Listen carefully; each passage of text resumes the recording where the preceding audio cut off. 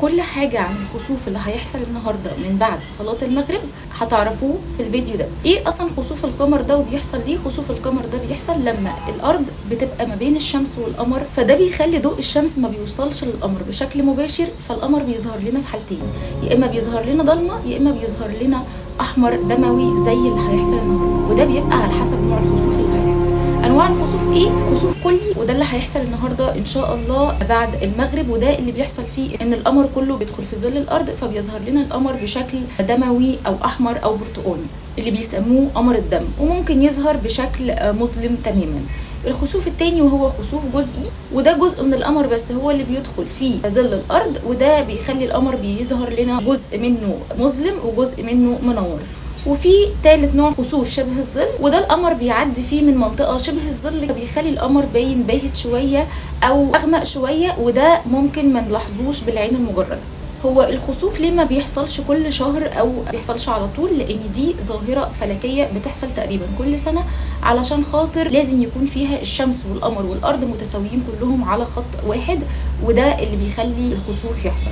الخسوف مدته من دقائق معدوده الى 6 ساعات، ولكن الخسوف الكلي ممكن يقعد من نص ساعه لساعه وربع تقريبا. طيب ايه بقى السبب العلمي ان القمر بيظهر لونه احمر او القمر الدموي زي ما بيقال؟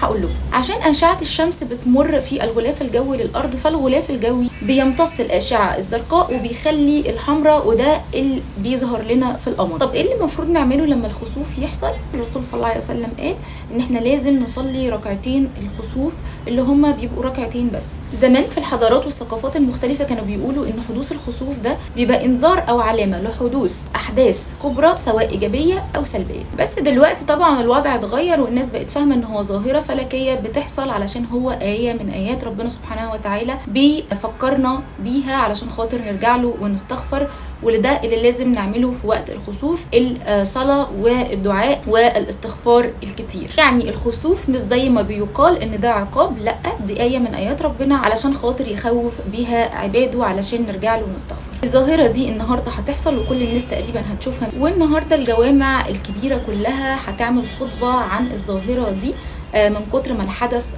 قوي وما بيحصلش كتير. تعالوا بقى اكلمكم عن الخسوف من الناحيه الروحانيه. بيقال ان دي بتبقى نهايه دوره وبدايه دوره جديده، فانت لازم بتتخلص من كل حاجه متعلق بيها سلبيه، وبتتخلص من الطاقه السلبيه بتاعتك، ولازم بتستعد لكل جديد هيحصل في حياتك وتفائل ان هو حاجه كويسه هتحصل. وبيقولوا ان اللون الاحمر القوي اللي هيظهر في القمر ده بيرمز لحاجتين، بيرمز للطاقه والشغف، وبيرمز برضو للحياة والدم، فلازم تتحرر من طاقتك السلبية في وقتها، ولازم تتحرر من المشاعر السلبية المكبوتة والعلاقات السامة اللي في حياتك. آخر حاجة هقولها لكم ان الخسوف ده الصحراء بيقولوا ان الحجاب الحاجز ما بين العوالم بيكون ضعيف جدا، فالصحراء بيستغلوا الوضع ده وبيجددوا فيه او بيعملوا فيه الاسحار، فنخلي بالنا عشان بتكتر اعمال السحر في الوقت ده. التزموا بالاذكار، التزموا بالمعوذات، التزموا سورة البقرة وبالدعاء والاستغفار، وحصنوا نفسكم كويس قوي. وبس كده.